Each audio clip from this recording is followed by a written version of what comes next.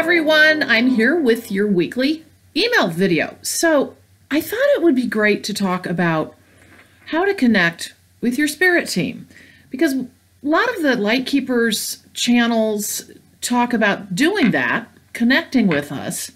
But I thought, it might be helpful for you to see how I've actually connected, and then you can take it and use it for yourself. Because honestly, I think it's simpler than we think, and we kind of get all wrapped up in this 3D stuff. And I'll explain that for you as well. So I'm going to tell you a little bit about my journey with respect to connecting, which I would never have expected in a million years. And then I'm going to give you 3 tips, 3 things to think about and do as you move forward. And before I get going, my cat is hanging out with me today, so I just want you to know he might make an appearance. But anyway, and you probably hear him. So with that, I'm going to get started. And I'm going to tell you a little bit about my journey, and I'll give you the tips along the way as well. So first of all, in connecting with your spirit team, okay, this is the first thing, is the name, Spirit Team. That's what I call my crew.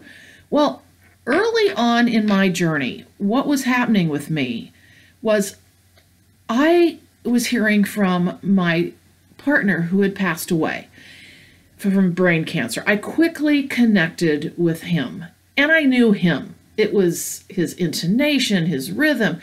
There's nearly no voice, in essence, that I received. In other words, being able to tell one person's voice from another. That just does not exist in talking with, at least in my experience, with spirits, okay? But so again, that's my experience.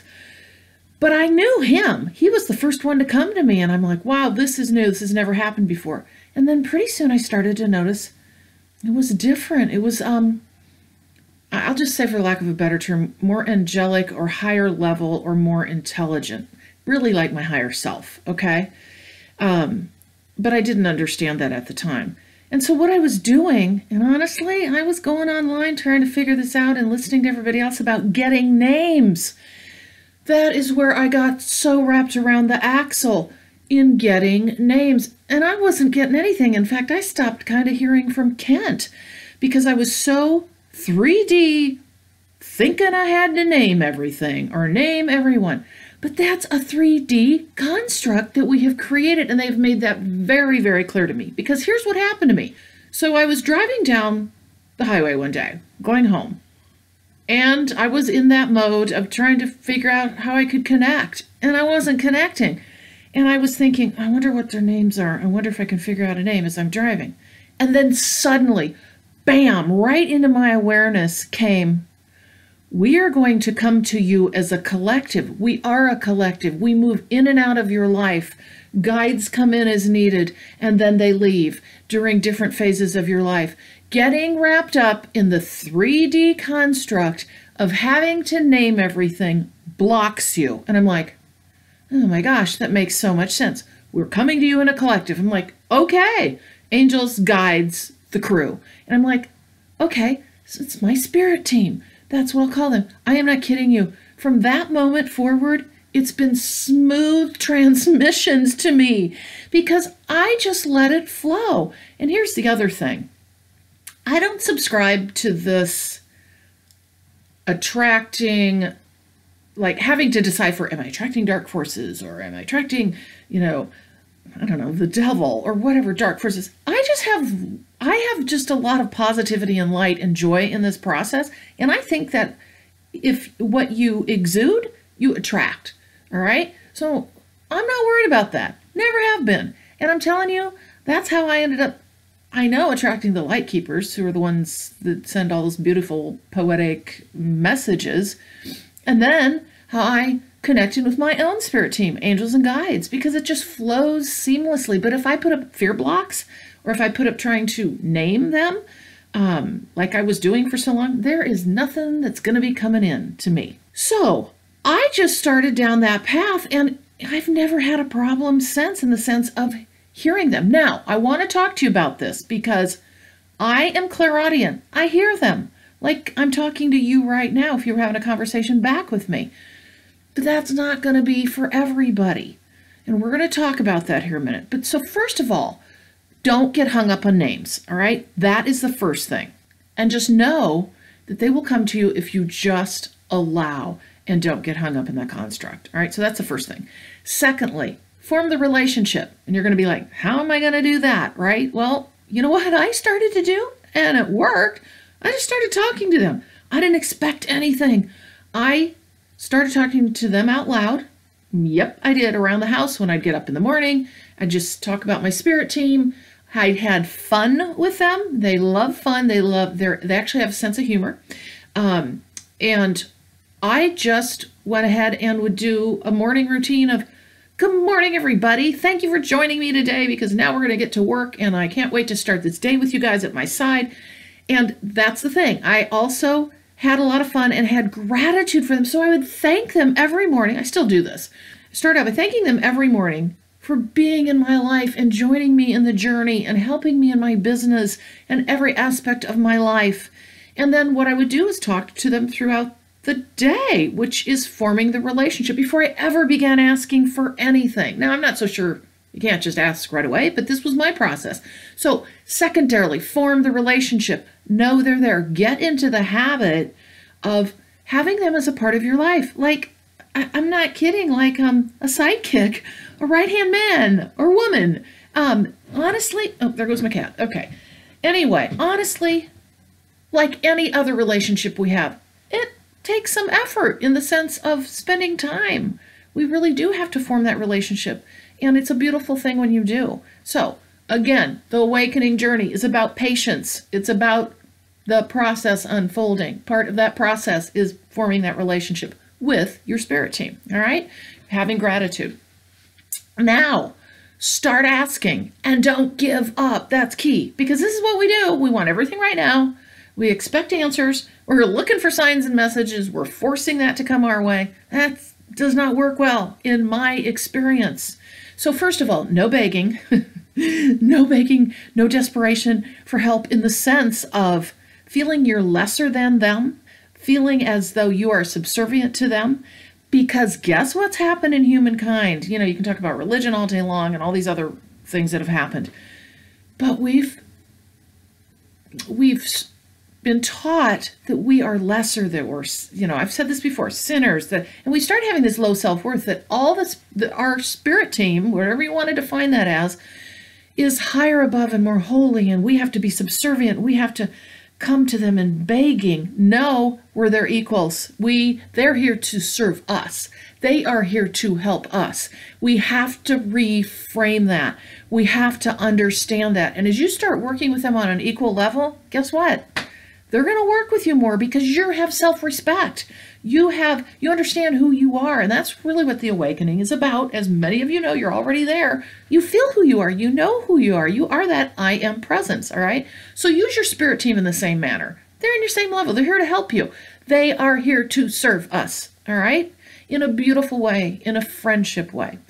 All right. So no begging, no feeling lowly. And have no expectations, all right? First of all, like I said, don't expect to hear them. Don't expect all of a sudden they're going to appear right in front of you in some vision. Don't expect also to get your answers right away. And oftentimes, answers will come in ways you would never have expected and you might not even know. But the point is, do not give up. Keep asking because you will receive, because there that is, ask and you shall receive, all right? And then they talk a lot about the fact that it is important to ask because free will is the law of the land and they have to follow it.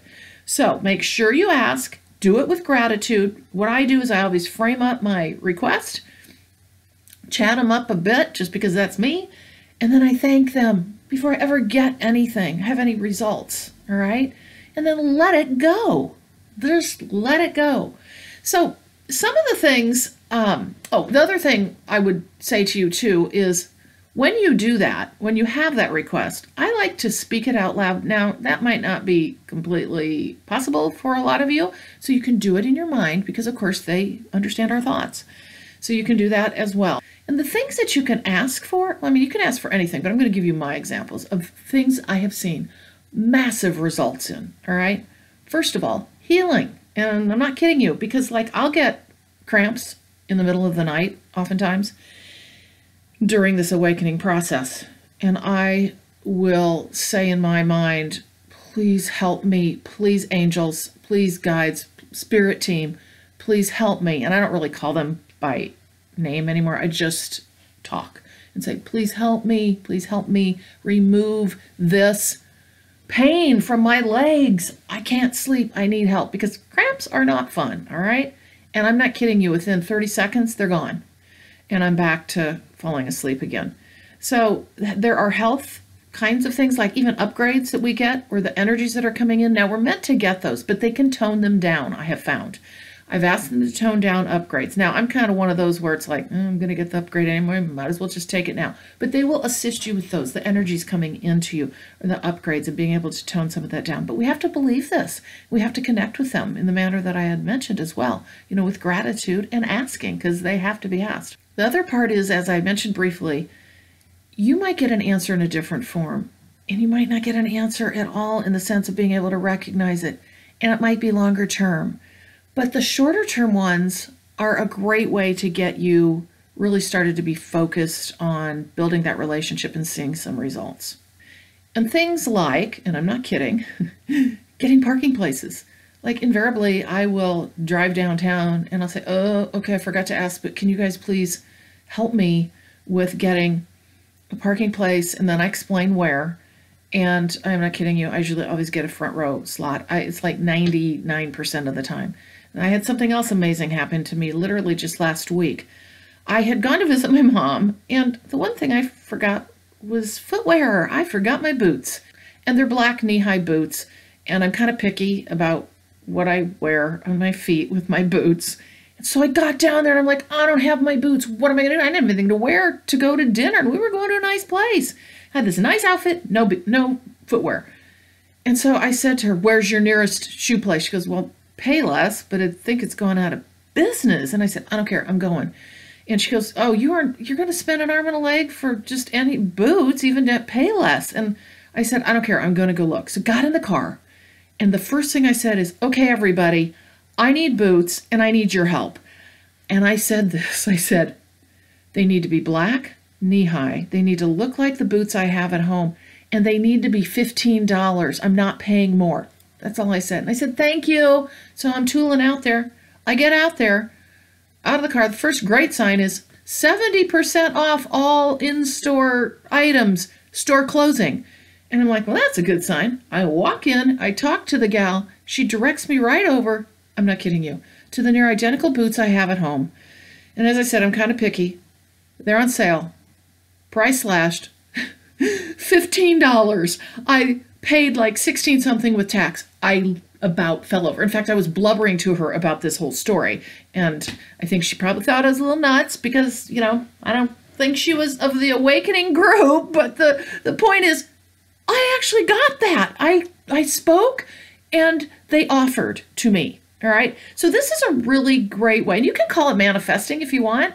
But I find there is a difference, and that's probably another conversation. But the point is, I asked and I received within less than 30 minutes, like 15. And those are the kinds of things as you progress through this journey with your spirit team, and you have faith and trust, and they're like family to you, and they travel with you. Oh my, you are going to see powerful stuff happen. So I want to leave that with you today, a review of the 3. And again, this is simpler than we think. We think we have to do all these elaborate things all the time, and that is not the case in my estimation and experience. So don't get hung up on names. That's tip 1, all right? They come to us as a collective, all right? Don't have fear about it. Just don't get hung up on names, all right? Just start talking. Form a relationship, all right? That's step 2.